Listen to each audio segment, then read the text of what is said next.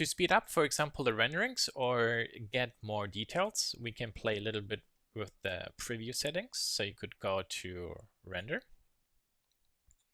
and then we have various properties here. So for dimension, that is, for example, the size of my image. So you see that camera here.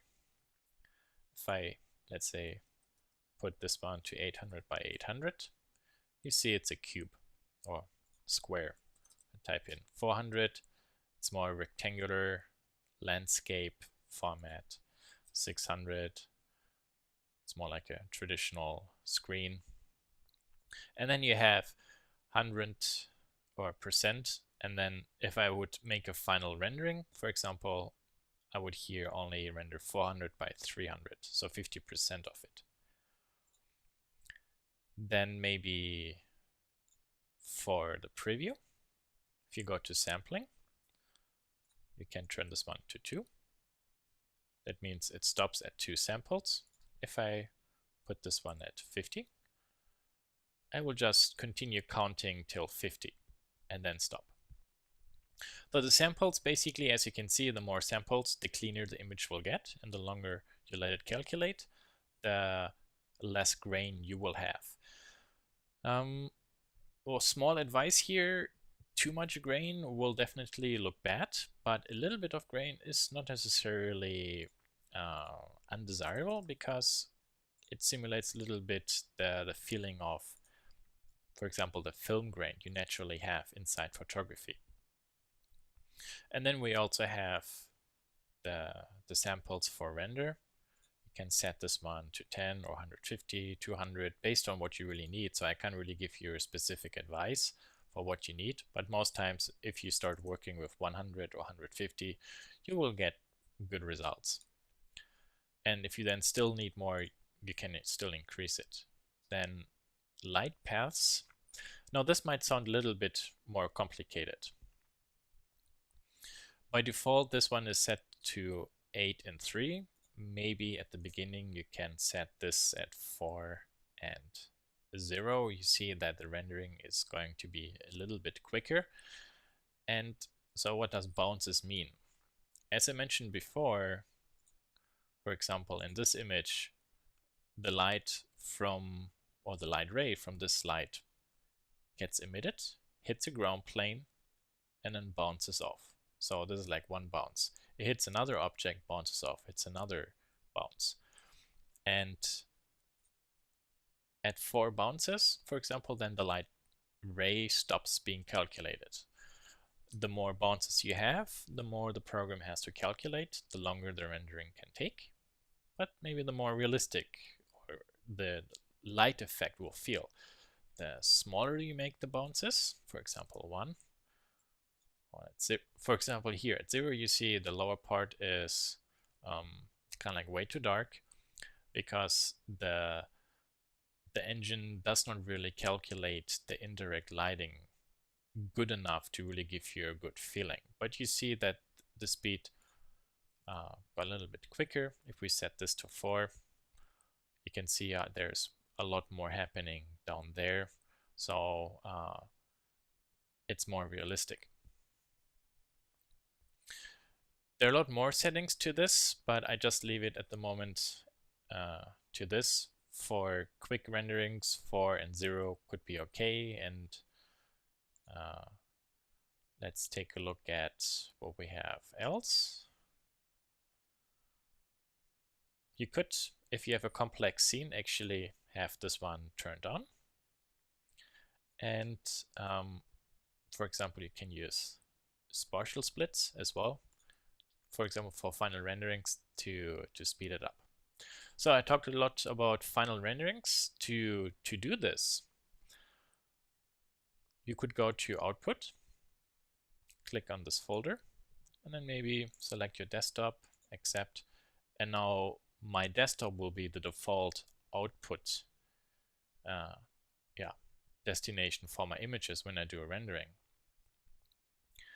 You can select either PNG if you want to have a transparent background, have RGBA turned on. For example, if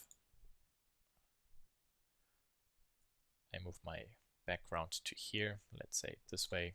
Just for the test, you see that one half of this background is empty and the other is covered by the background. So in Photoshop, for example, you would see this image and then this area would be transparent if you go to RGBA. If you only go to RGB, then this one would be filled with a solid color. So let's select it there. And if you click on it, you have also other options, for example, JPEG. You can select JPEG, but again, JPEG does not have transparencies. So if you need transparencies, just go with PNG. And I use PNG, to be quite honest, basically for everything, because it's a pretty good format. And now to do a rendering, to save it into an image, because this is just the preview, you could go to render and then simply click on render. And then a new image will open. And then, as you can see, it will start rendering and then filling that image. And the speed was quite good, but also the grain is still pretty strong, and that's because I had the samples set to 10. If I set this to 20 now, maybe go to second slot and then click render. You see it takes just a little bit longer. If I compare it, you can see that with 20 the grain got a little bit better. See, those slots are actually nice tools to have few renderings at the same time inside the buffer, and then you can flip forward and backwards and compare maybe some results.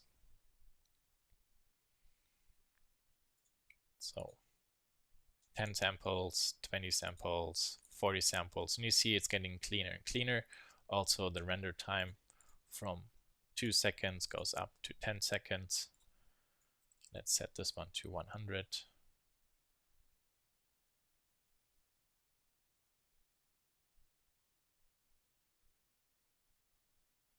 And there you see it takes significantly longer. It still goes pretty decently fast, but the grain is also less visible. But again, keep in mind, if you want to print something, your printer is going to have a print grain. So some of the grain you see here, you actually might not see inside the rendering. So it's maybe at the beginning trial and error to figure out how grainy an image can still be, till when you start printing it out with a laser printer, for example, that then you don't even really notice that grain anymore. So if you render everything out perfectly noise-free, that is good if you want to put it online. But if you want to print it, that's not necessarily what you need all the time. So for example, I press my middle mouse button on this toolbar here, then I can slide it left and right. And for example, here I have the alpha channel, and you see here my backdrop. And then to save this image, I could go to Save as Image,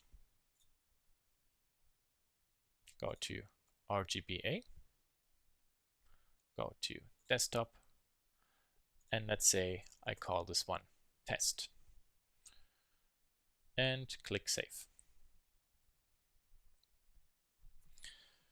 I'm going to open an image editor, and let's take a look at that image.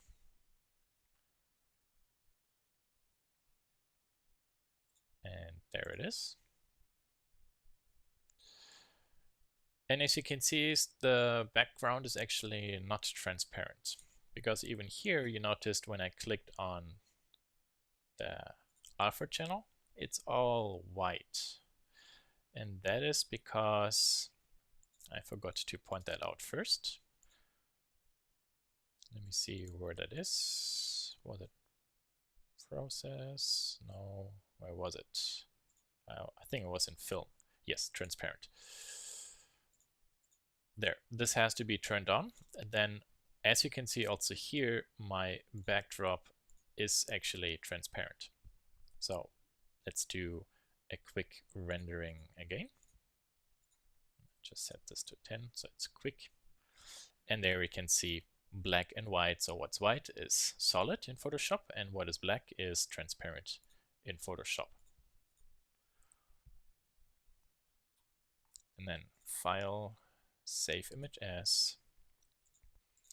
Let's call this one test2. I save it as PNG RGBA, save as, and let's go to my Pixelmator, open test2.